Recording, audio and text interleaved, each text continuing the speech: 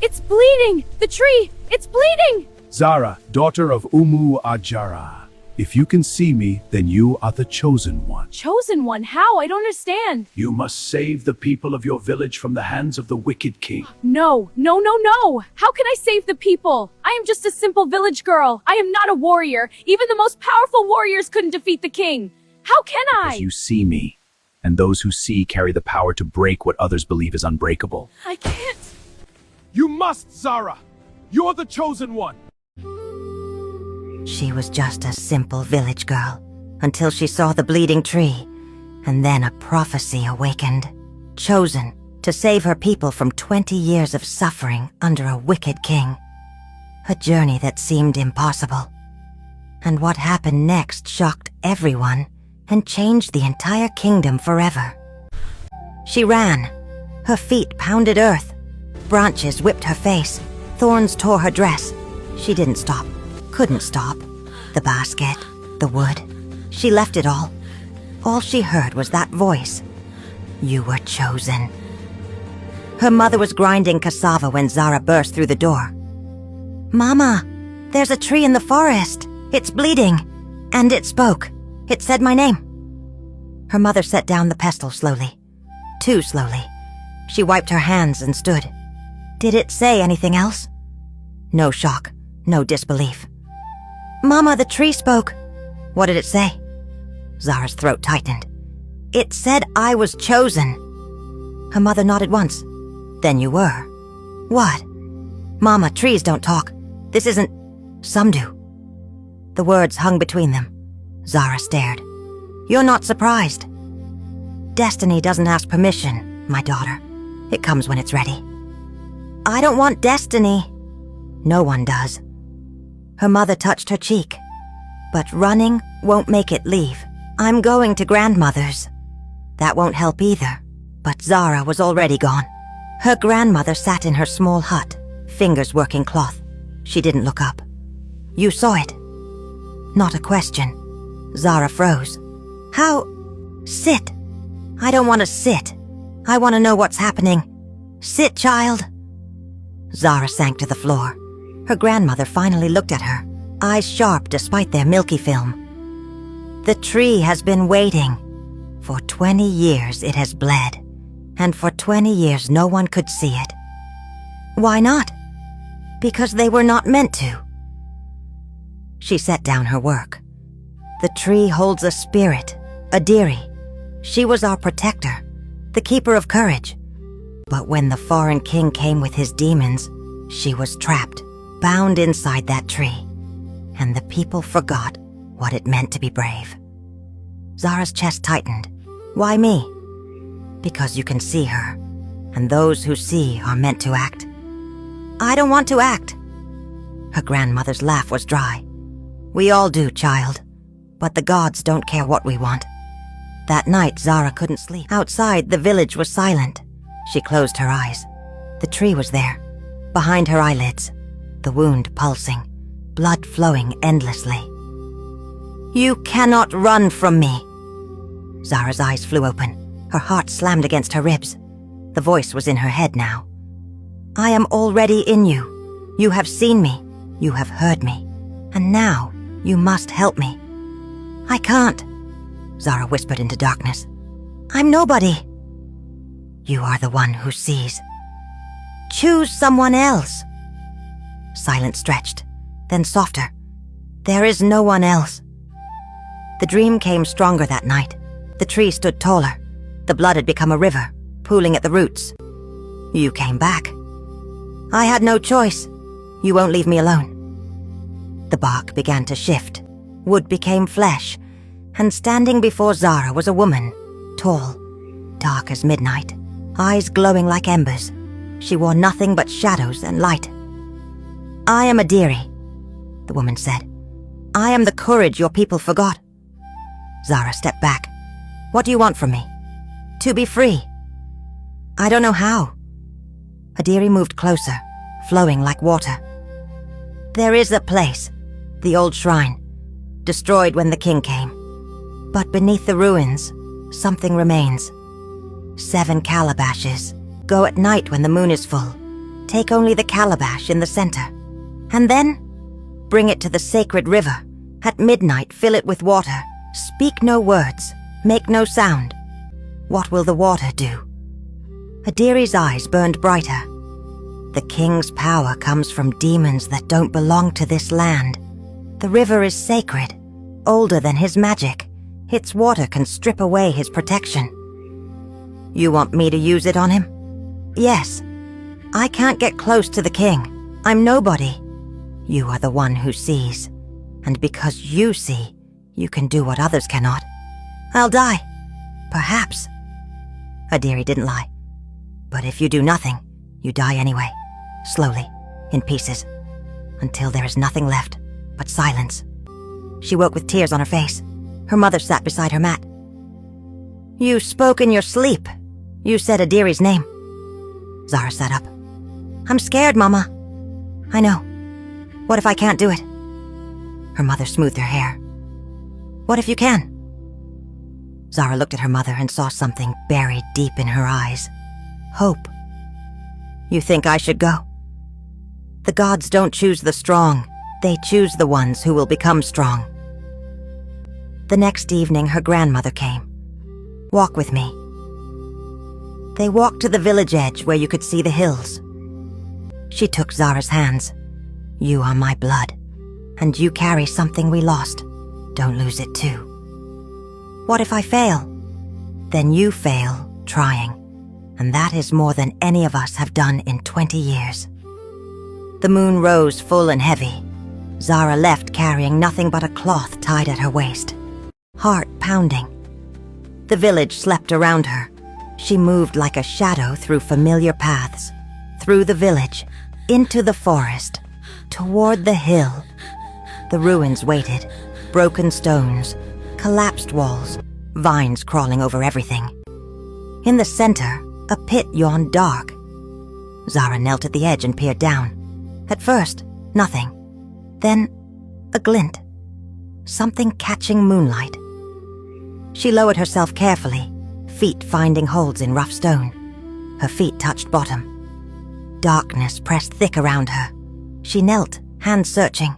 Her fingers brushed pottery. The calabashes. 7 of them arranged in a perfect circle. She counted, found the center vessel. Smaller, more refined, lighter than it should be. She lifted it carefully and climbed back up. The calabash pulsed warm against her chest, alive in a way that defied reason. She turned toward the forest path that led to the sacred river. There was no turning back. The sacred river ran deep in the forest, where trees grew so thick their canopies blocked the sky. But moonlight found a way through. The sound reached her first, a whisper growing to a murmur, then to song, then the smell, fresh, clean, alive. She pushed through undergrowth and stopped. The river glowed, not reflected light, but its own luminescence. The water held a captured starlight beneath its surface. Zara's breath caught. She knelt on smooth stones at the bank. The calabash grew warmer in her hands. She dipped it into the current. The river filled the vessel eagerly, as if it had been waiting. Then, midnight. She felt it, a shift in the air. The water in the calabash began to glow, pulsing like a heartbeat. Zara lifted it from the river. It hummed, vibrated. She stood and turned toward the palace, toward the king, toward destiny. The palace squatted on the highest hill built from foreign stone. Its walls were thick, gates guarded, but Zara knew the secret paths, the gaps where stones had crumbled, places guards didn't patrol. She slipped through a gap children used to steal fruit, scraped her shoulder, tore her dress, didn't care. Inside, stone and shadow, and the smell of rot. She moved like a ghost through corridors, past sleeping guards, past empty halls, past rooms echoing with hollow grandeur, until she found him. The throne room stretched vast and cold. Torches burned with unnatural steadiness, and there, on a throne of black wood, sat the king. He wasn't sleeping, wasn't resting, just sitting, as if he too had been waiting. His eyes were dark pits that seemed to swallow light. He wore robes of deep purple, and around his neck hung amulets that pulsed with their own sickly illumination. Those dark eyes fixed on her the moment she stepped into the room. A smile curved his thin lips. "Well?" His voice was smooth, cultured, terrible in its casual cruelty. "A little mouse has found its way into the serpent's nest." Zara's hands tightened on the calabash. Every instinct screamed at her to run, but she forced her feet to carry her forward. One step, another. "Who are you, mouse?" The king leaned forward, studying her with the detached interest of a child examining an insect. "You're not palace staff, not a servant, not a concubine. So what brings you to my throne room in the dead of night?" Zara's throat felt closed, but she forced words through. "I am Zara, daughter of Umuajara, granddaughter of Adaisi the Wise. I come from the village you have held in chains for 20 years.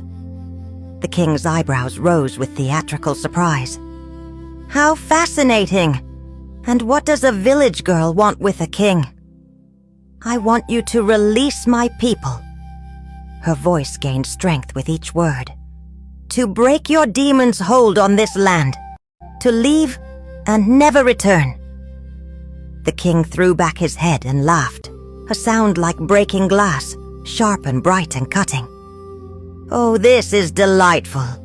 You want me to just leave? Simply walk away from my throne, from my kingdom, from 20 years of careful dominion?" He wiped a tear from his eye. "What will you do if I refuse, little mouse? Squeak at me?" Zara lifted the calabash with both hands. The water inside blazed to full brightness, turning the throne room blue-white. "I will end your reign of terror," she said clearly. "Tonight." The king's laughter died. His eyes narrowed, fixing on the glowing vessel. "What is that?" "Your end." She stepped forward and threw the water. It flew from the calabash in a perfect arc, catching the torchlight, seeming to multiply in mid-air. It struck the king full in the face and chest, soaking his purple robes, running down his pale skin. For a heartbeat, nothing happened. The king stared at her, water dripping from his chin. Then he smiled. "Water." His voice dripped with contempt. "You brought me water. How very disappointing." He stood, and his presence seemed to fill the room, growing larger, more menacing. "I expected better from someone brave enough, or foolish enough, to enter my palace. But water, common water."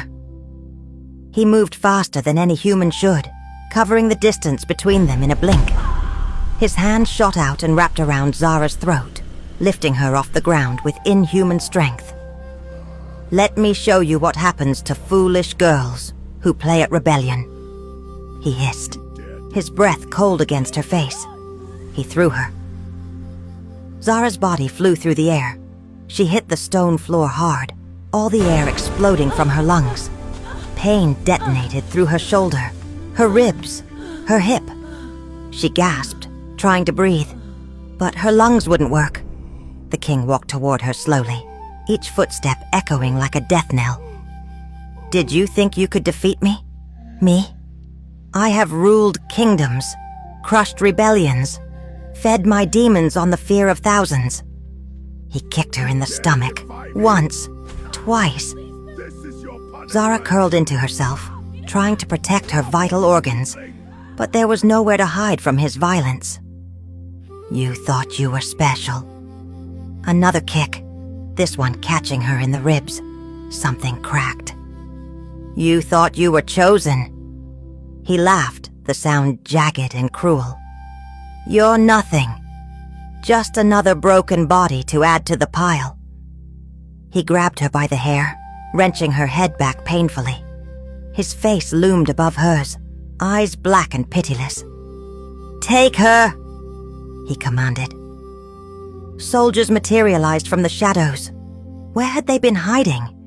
Their hands rough as they seized her arms and dragged her upright. Zara's legs wouldn't support her. She hung between them like a broken doll. "Throw her in the deepest cell," the king said, already turning away, dismissing her as inconsequential. "Let her rot there until she forgets her own name. Let her serve as a lesson to anyone else who thinks they can challenge me." The soldiers dragged her from the throne room, down corridors, down stone steps, down, down, down into the belly of the palace. The dungeon sprawled beneath the palace like a diseased root system. The air grew colder with each step downward, thick with dampness and despair and old, old fear. They threw her into a cell. Her body hit the floor. She didn't even try to catch herself. The door slammed shut. The lock clicked with terrible finality. Then darkness. Absolute. Complete. Suffocating. Zara lay where she had fallen, unable to move, unable to think beyond the pain that screamed through every nerve. The hours that followed blurred together into an endless nightmare of suffering. Her body was a map of agony. Her shoulder dislocated or broken, ribs fractured, her head pounding where it had struck stone. Every breath was a battle, every heartbeat an ordeal. I failed. The thought repeated endlessly, a mantra of defeat. I tried. I did everything the spirit told me to do, and it meant nothing. I closed her eyes, felt her broken body, felt the weight of impossible choice. Then she opened her eyes and looked directly at the spirit. "Heal me," she whispered. Adiri smiled. The golden light intensified until Zara had to close her eyes against its brightness. Warmth flooded through her body. Not heat, but something deeper, cellular, transformative. She felt her dislocated shoulder slide back into its socket with a grinding pop that should have hurt, but didn't. Felt broken ribs knit themselves together, bone finding bone, healing in seconds what should have taken months. Felt bruises fade, cuts close, pain recede like a tide pulling back from shore. When the light finally dimmed, Zara sat up easily. Her body felt strong, whole, better than before even. "Thank you," she breathed. "Use it well," Adiri replied. "What comes next will require every ounce of strength you have, and more besides." Then the spirit faded, dissolving back into golden light that slowly dimmed to nothing, leaving Zara alone in her dark cell, but no longer broken, no longer defeated, no longer silent inside her own heart. She stood, testing her restored body, moved to the cell door and pressed her ear against it. Somewhere above she could hear the palace stirring as dawn approached. Today was the day they would kill her. Today was the day everything would change. She smiled into the darkness, and it was not a smile of surrender. Morning came with the grinding of keys in locks. The cell door swung open, and soldiers entered with torches that made Zara squint after days in darkness. They grabbed her arms roughly, clearly expecting the same broken, helpless creature they had thrown in here. They weren't prepared for Zara to walk steadily between them, head held high. One soldier frowned at her, confused. "How are you? You should be walking to my death," Zara finished calmly. "Yes, I know." They dragged her through the dungeon, up endless stone stairs, through the palace corridors, out into sunlight that felt like a physical blow after so long in the dark. The village square was packed. Everyone was there, forced to witness, forced to watch, forced to see what happened to those who dared challenge the king's authority. Zara's eyes found her mother in the crowd, standing beside her grandmother. Both women's faces were carved from grief, but neither looked away. The execution platform stood in the center of the square, exactly as it always had. Exactly as it had stood for 20 years of public punishments. The king sat on a portable throne beside it. His pale face was composed, confident. He looked like a man who had already won. The soldiers pushed Zara forward. She stumbled but caught herself, refusing to fall to her knees. The king stood, raising his hands for silence. The crowd was already silent. They always were. But the gesture was theatrical, dramatic. "This woman," he announced, his voice carrying across the square with practiced ease, "tried to assassinate me. She crept into my palace like a thief in the night. She brought her pathetic village magic and thought she could strike down a king." He walked toward Zara slowly, each step measured for maximum effect. "Let her death be a lesson to all of you. Let it remind you what happens to those who forget their place, who forget that I am your king, your ruler, your master in all things." He gestured to the executioner, a massive man whose face was hidden behind a black hood. In his hands he carried a blade that caught the morning light. "Any last words, little mouse?" the king asked Zara mockingly. Zara looked at him, really looked at him for the first time. And she saw what Adiri had told her, saw that the supernatural glow was gone from his eyes, saw that his skin, while still pale, no longer had that corpse-like sheen, saw that he stood like a man, not like something wearing a man's shape. The demons were truly gone. He was just a man now, mortal, vulnerable. She smiled. "Who are you?" she asked clearly. The king blinked, thrown by the question. "What? Who are you? What is your name? Where do you come from? Why are you here?" "I am your king. That is all you need to know." "No," Zara said, her voice growing stronger. "You're not our king. You're a foreign parasite who came to our land with demons and chains. You're a coward who feeds on fear because you have nothing else. You're a weak, pathetic man who needed monsters to make himself seem powerful." The king's face flushed red. "Silence her!" But Zara kept speaking, her voice rising to carry across the square. "I am Zara, daughter of Umu Ajara, granddaughter of Adais the Wise. I am a child of this land, born from its soil, raised by its rain, blessed by its sacred waters." She saw the water stain still visible on the king's robes from 7 days ago, faint but present. "I called upon the sacred river 7 nights ago," she declared. "I blessed water older than your demons. I carried it into your palace and marked you with its purity." The stain began to glow, faintly at first, then brighter. The king looked down, his eyes widening. "What?" "I name this water," Zara's voice rang out like a bell. "I name it as the weapon of the gods you cannot touch. I name it as the voice of a people you tried to silence. I name it as the end of your false reign." The glow spread from the stain, racing across the king's chest, down his arms, up his neck. He clawed at his robes, his confidence crumbling into panic. "No, this isn't possible. I speak it into being," Zara continued, her voice growing impossibly loud, as if Adiri herself spoke through her. "I give it power with my words, with my voice, with the courage you tried to steal from us." The king fell to his knees, the first time anyone in the village had ever seen him kneel. The light was blinding now, so bright people had to shield their eyes. He opened his mouth to scream, and darkness poured out. Black smoke thick as oil erupted from his mouth, his nose, his eyes, his very pores.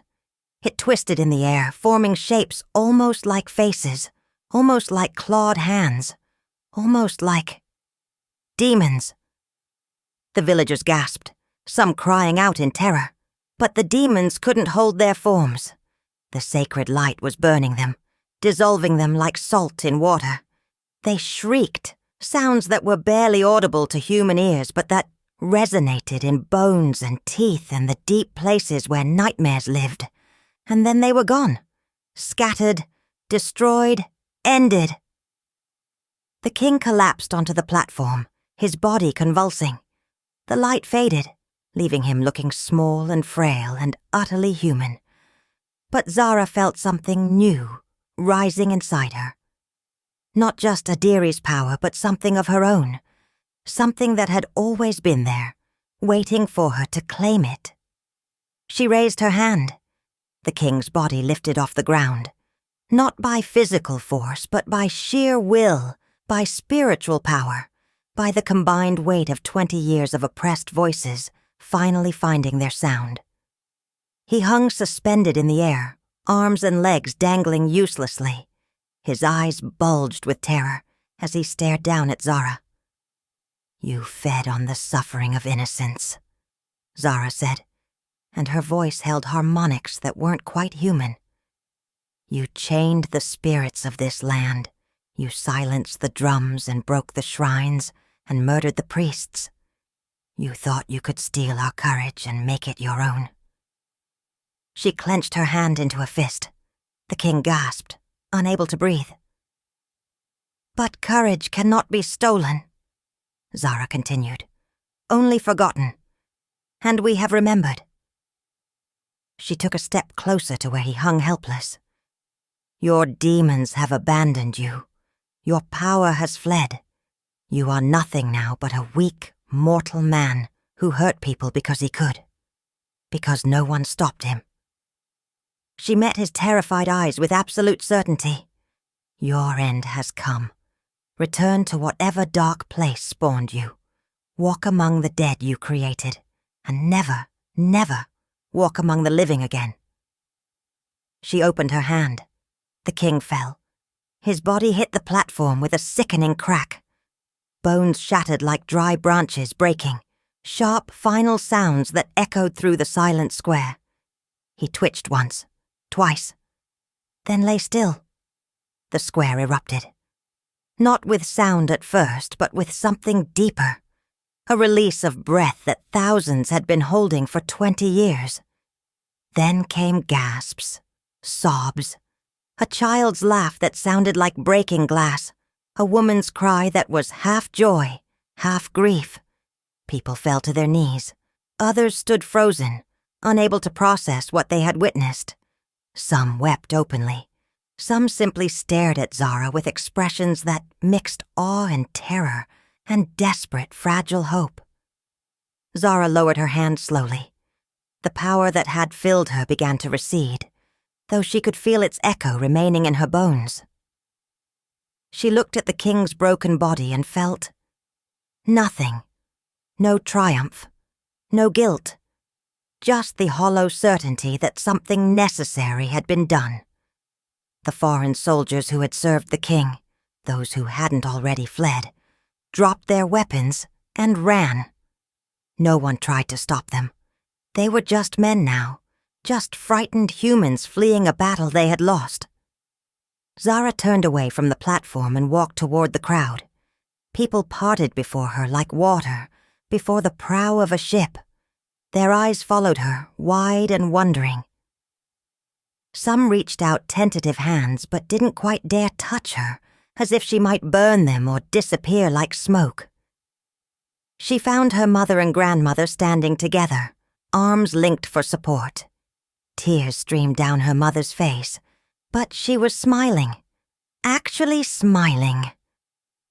Her grandmother simply nodded once, approval and pride written in every line of her weathered face. "It is done," the old woman said softly. "Yes," Zara agreed. "It is done."